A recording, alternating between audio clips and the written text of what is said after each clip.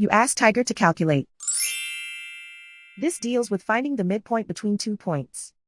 The midpoint between the 2 points is negative 50.55. Let's solve it step by step.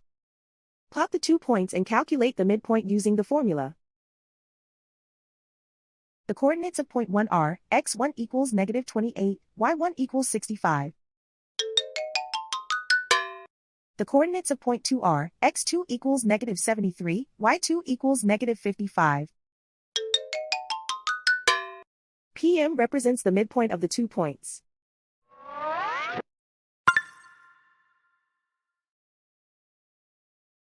Use the x values in the midpoint formula to find the midpoints x. x1 equals negative 28.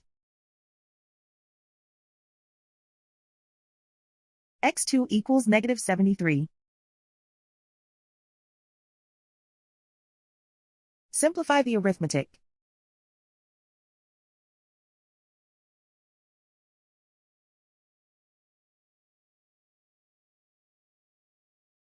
Use the y values in the midpoint formula to find the midpoints y.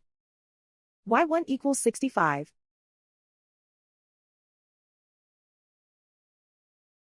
y2 equals negative 55. Simplify the arithmetic.